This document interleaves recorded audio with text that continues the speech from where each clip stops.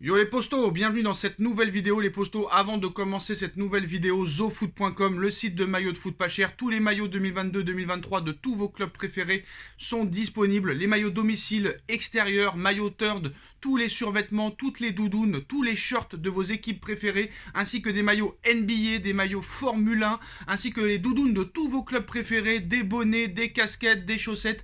Tout est à votre disposition les postos, vous pouvez floquer le nom de votre choix, le joueur de votre choix, le numéro de votre choix. Il y a même des doudounes de mode, doudounes hors foot les postos. Le maillot third est disponible, le maillot third du Paris Saint-Germain. Exceptionnel, magnifique, qualité exceptionnelle les postos, moins 10% avec le code promo NS, et en plus des moins 10% du code promo NS, offre promotionnelle exceptionnelle jusqu'au 11 novembre les postos. Toutes les informations et le lien sont en bas en description. Si vous faites une commande de 59 euros, vous obtiendrez un maillot offert. Commande à partir de 89 euros, 2 maillots offerts.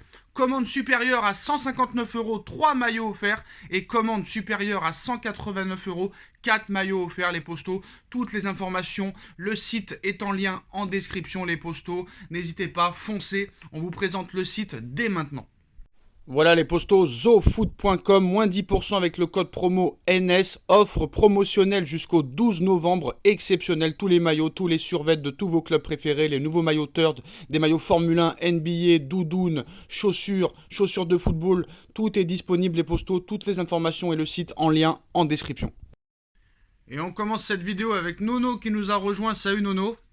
Salut Sacha. Alors Nono, hier j'ai participé à un très gros débat pour faire un bilan sur la première partie de saison du Paris Saint-Germain, sur les poules de Ligue des Champions, sur la qualité du jeu, de la MSN, du milieu de terrain, de la défense, du gardien. Et très clairement, on est arrivé à un point très intéressant et on voulait avoir ton avis Nono. Les Neymar, Mbappé, Messi et compagnie se sont transformés cette saison pour seulement une seule raison: la Coupe du Monde cet hiver. Il n'y aurait pas eu la Coupe du Monde cet hiver, Nono, on n'aurait jamais eu un Messi et un Neymar à ce niveau-là pour la plupart des supporters parisiens. D'accord ou pas d'accord? Je suis obligé d'être d'accord, parce que c'est un réveil brutal de Neymar, méconnaissable, après les 4 dernières saisons qu'il avait fait. Là, cette année, c'est un phénomène, et je pense que l'effet Coupe du Monde est là. Pareil pour Messi. Alors tu penses que s'il n'y avait pas eu la Coupe du Monde, même Messi aurait été à un niveau assez pitoyable comme l'année dernière? Peut-être pas au niveau de l'année dernière, mais est-ce qu'il aurait eu une motivation aussi grande que cette année? Ça, je sais pas. De toute façon, on aura la réponse après la Coupe du Monde. Là, on va vraiment avoir la réponse, comment ils vont être quand ils reviennent. Eh ben, cette question est assez complexe, Nono, parce que cette question, on a tenté de se la poser hier. Il y a deux cas différents. Admettons que soit la France, soit l'Argentine, ou soit le Brésil ne gagnent pas la Coupe du Monde. Ça peut être un très gros échec dans la tête de Messi et surtout de Neymar, parce que eux ne l'ont jamais remporté, et s'ils ne la remportent pas cette année, normalement ils ne la remporteront plus jamais. Sauf que lui, Kylian Mbappé, lui pourrait très vite quand même se remettre vite sur le droit chemin, même s'il ne la gagne pas, parce qu'il a déjà gagné. En plus de ça, il est très très jeune, donc je pense qu'il pourra vite se remettre dans le bain. Par contre, si l'Argentine et le Brésil de Neymar et de Messi ne gagnent pas, dans quel état vont-ils revenir s'ils ne la gagnent pas? Dans un état d'échec. Auront-ils la motivation pour revenir? C'est la question qu'on se pose. Et deuxième question, Nono, si admettons, surtout Neymar et Messi, parce que je pense que Mbappé est assez fiable, mais si Messi et Mbappé, contraire, gagnent la Coupe du Monde, ils vont être dans un état très clairement festif. Alors pour Messi, j'ai pas de problème, il sera toujours ambitieux. Par contre, si le Brésil gagne la Coupe du Monde, on va retrouver un Neymar très festif. Est-ce qu'il aura de la motivation pour aller chercher peut-être une Ligue des Champions alors qu'il a gagné la Coupe du Monde? Moi, le problème, c'est ni Messi ni Mbappé. Pour moi, le problème, c'est peut-être Neymar, Nono. Dans quel état va-t-il revenir? Et Messi, pareil. Donc, c'est deux questions qu'on se pose, mais à l'inverse. Si tu la gagnes ou si tu la gagnes pas, dans quel état vont-ils revenir? On va commencer par Neymar. Neymar, s'il la gagne, il peut partir, comme tu as dit, dans un état festif, il peut partir en vrille. S'il la gagne pas, il peut partir en dépression. Neymar, c'est celui qui m'inquiète le plus. Bon, Léo, c'est son rêve absolu de gagner la Coupe du Monde pour rejoindre Maradona vraiment dans le haut sommet. Bon, ben c'est son rêve. Hein. Maintenant, Messi, il a quand même un côté professionnel que n'a pas Neymar. Je me fais un peu moins de soucis. Quant à Mbappé, ben, je suis d'accord avec toi. Il l'a déjà gagné, il est jeune et il aura l'occasion d'en gagner une autre. Alors la qualité du jeu pose question. Galtier s'est fait encenser le premier mois avec le jeu procuré très offensif où le Paris Saint-Germain a mis des 7-1, des 5-0 à peu près tout le monde. Et on nous explique que s'il n'y avait pas eu la Coupe du Monde, bah, ce qu'avait fait Pochettino, on aurait vu la même chose avec Galtier lors de cette première partie de saison. Déjà qu'on ne voit pas grand-chose depuis quelques matchs, même si c'était revenu à un niveau acceptable. Il y en a qui disent, Nono, et qui pensent que ça aurait été même pire que Pochettino s'il n'y avait pas eu la Coupe du Monde cette année avec Christophe Galtier. Ah bah Sacha, dès qu'on a vu que ça baissait un peu, ça nous a fait penser que ça ressemblait beaucoup à l'époque Pochettino. Alors la question que je te pose, Nono, s'il n'y aurait pas eu la Coupe du Monde, est-ce que Galtier aurait fait pire que Pochettino ? Pire, je pense pas, parce que Pochettino avait vraiment atteint les sommets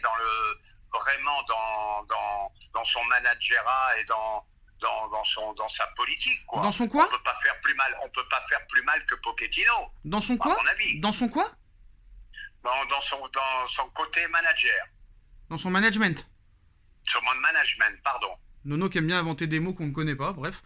Y en a aussi qui pensent que Galtier ne fera pas la même chose que Pochettino, c'est-à-dire aller gagner 4-1 au Camp Nou, aller gagner 3-2 au Bayern de Munich tenant du titre avec une équipe très remaniée. Réponse de Nono. Ça venait pas de Pochettino, c'était de l'autogestion carrément des joueurs. Et moi, je vais te dire un truc. Jusqu'au but de Benzema, j'avais vu un grand Paris Saint-Germain contre le Real. C'est pour ça que la question. Après, oui, mais le problème. Je pense pas que ça venait. Alors quand c'est Tuchel, c'est de l'autogestion. Quand c'est Emery, c'est de l'autogestion. Et quand c'est Pochettino, c'est de l'autogestion. Donc quand le PSG gagne, c'est toujours grâce aux joueurs. Et quand le PSG perd, c'est toujours la faute de l'entraîneur. Donc. Qu'est-ce que tu veux que je te dise ? On a des stars. C'est eux qui décident. Voilà. Alors attends,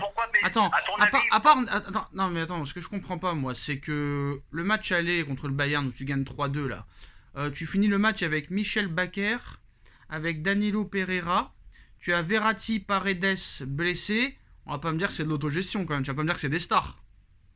Bon, peut-être pas de Florenzi, tu finis avec Florenzi, ça, Marquinhos buteur qui sort à la 45e je crois, ou juste avant la mi-temps. Tu finis avec Florenzi, Michel Bakker, Danilo Pereira. Alors on peut détester Tuchel, on peut détester Pochettino, on peut détester Galtier, mais à un moment donné on peut pas toujours dire que quand tu fais des exploits c'est grâce aux joueurs et quand tu fais des merdes c'est à cause de l'entraîneur.